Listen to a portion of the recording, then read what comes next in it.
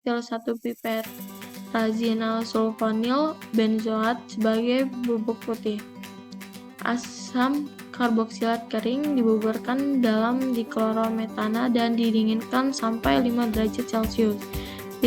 Tionil klorida dan sejumlah katalik dimetil formamida ditambahkan dan campuran diaduk selama 5 jam pada suhu 25 derajat Celcius. Selanjutnya, reaktor diisi dengan larutan 4 amino, 1 metil 3 N-propil, 1 H-pirazol, 5 karboksamida dalam diklorometana dan trietilamina dan didinginkan hingga 10 derajat Celcius. Larutan asam klorida mentah dipompa dari modul filter ke reaktor dan campuran diaduk selama 16 jam.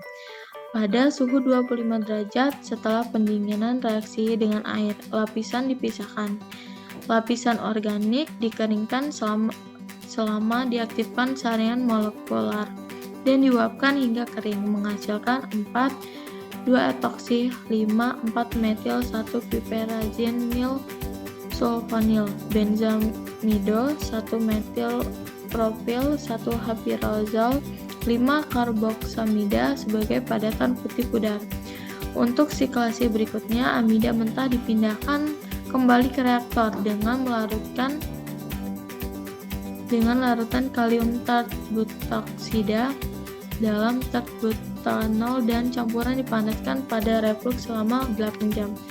Setelah didinginkan hingga 10 derajat Celcius, reaksi dipadamkan dengan air dan larutan dipindahkan ke modul filter untuk menginduksi pengendapan sildenafil. Campuran dinetralkan dengan asam klorida encer. Setelah filtrasi, padatan dicuci dengan air dan dikeringkan di bawah aliran arogan pada 50 derajat Celcius sehingga menghasilkan senyawa berbentuk sebagai bubuk kristal putih. Adapun hasil dan pembahasan. Pada gambar yang A, ini merupakan hasil dari sintesis nupinamida. Pada gambar A ini merupakan rute sintesis nupinamida. Lalu pada gambar B ini menunjukkan bahwa urutan unit pengoperasian alat pada terjadinya sintesis ini. Selanjutnya, pada gambar A ini merupakan sintesis sildenafil.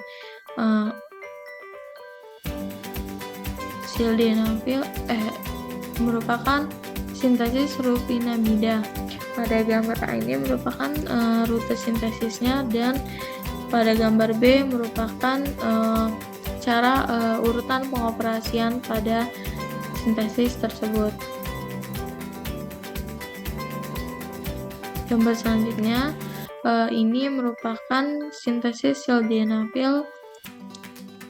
Gambar A merupakan rute sintesisnya, dan gambar B merupakan urutan pengoperasian pada sintesis yang terjadi. Nah, gambar A ini merupakan skema dari sintesis kimia bertahap, di mana reagen di sini digunakan sebagai input dan produk sebagai output. Gambar yang B ini merupakan diagram yang menguraikan arsitektur komputasi chemistry komputer. Lalu pada gambar yang C ini merupakan terdapat abstraksi proses dan pemrograman kimia. Selanjutnya, gambar yang ini merupakan diagram yang menunjukkan aliran informasi pada platform sintesis. Gambar selanjutnya ini merupakan alat yang digunakan pada percobaan ini atau penelitian ini, yang terdapat dari reaktor, filter, separator, dan rotary evaporator. Mungkin sekian dari presentasi saya kali ini. Apabila ada pertanyaan, dipersilakan.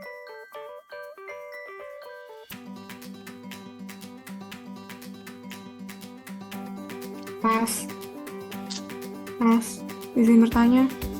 Ya, Angel, dipersilakan. Iya, sebelumnya izin memperkenalkan diri, nama saya Angela Agatha. Saya ingin bertanya, tadi pada masing-masing sintesis terdapat beberapa tahapan pengoperasian sintesis seperti modul reaktor, liquid separator, dan lain-lain. Bisa dijelaskan nggak yang dimaksud dengan alat tersebut tuh seperti apa gitu, bagaimana? Terima kasih. Baik, di sini saya akan menjelaskan tentang beberapa unit pengoperasian seperti reaktor, modul, liquid separator, terus modul filtrasi dan modul evaporasi. Reaktor modul ini merupakan alat proses tempat di mana terjadinya suatu reaksi kimia yang berlangsung, di mana terdapat bahan mentah menjadi bahan kimia. Selanjutnya itu ada liquid separator. Liquid separator ini merupakan alat untuk pemisahan campuran uap cair menjadi fase penyusun. Lalu modul filtrasi ini merupakan alat filtrasi dalam percobaan ini. Selanjutnya itu ada modul evaporasi. Modul evaporasi ini merupakan proses pertukaran melalui molekul di atmosfer dari di mana air menjadi uap. Gitu. Apakah cukup jelas, Angel? Cukup jelas, Sisil. Terima kasih. Baik. Mungkin apakah ada pertanyaan selanjutnya? Dipersilakan. Izin bertanya. Ya. Baiklah, perkenalkan nama saya Dilata. Saya ingin bertanya, apa aja kegunaan senyawa sintesis pada penelitian ini? Terima kasih. Baik, izin menjawab dari Dila.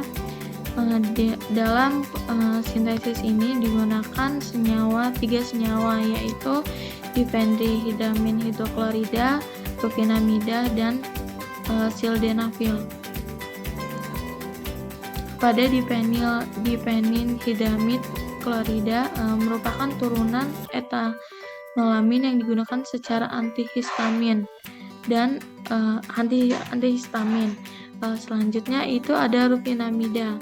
Rufinamida ini merupakan turunan triazol yang digunakan sebagai antikonvulsan untuk mengobati berbagai gangguan kejang dan sintesis lainnya.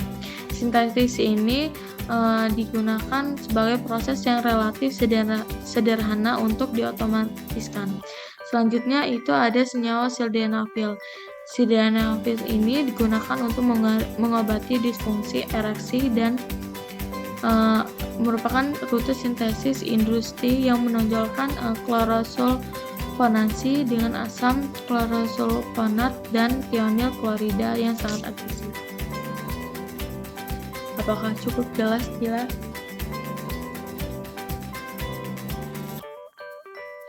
Jelas, Sisil. Terima kasih. Baik. Untuk apakah ada pertanyaan selanjutnya? Dipersilakan. Baik, izin bertanya, Sil. Ya. Izin bertanya, jelaskan apa yang dimaksud dengan XDL dan graf ML. Apa sih itu? Baik. Baik, izin menjawab ya, Nadira. Graf ML di sini kan digunakan graf ML dan XDL. Graf ML itu merupakan format file yang berbasis XML, di mana graf ML ini digunakan untuk menggambarkan grafik yang diarahkan baik tidak terarah maupun campuran yang berarah serta grafik hierarkis. Sedangkan XDL itu merupakan bahan deskriptif kimia atau format file yang memiliki keunggulan dalam menghilangkan interpretasi ambigu prosedur sintesis dengan secara eksplisit dan sistematis sehingga tidak membuat asumsi dan kesimpulan apapun yang tidak mendasari. Baik, apakah cukup jelas, Nadira? Baik, cukup jelas, Sil. Terima kasih, Sil. Baik. Apakah ada pertanyaan untuk selanjutnya? Sepertinya cukup. Baik, jika cukup, mungkin saya akhiri presentasi hari ini. Sekian dari saya. Terima kasih. Assalamualaikum warahmatullahi wabarakatuh. Waalaikumsalam warahmatullahi wabarakatuh. Terima kasih, Sil.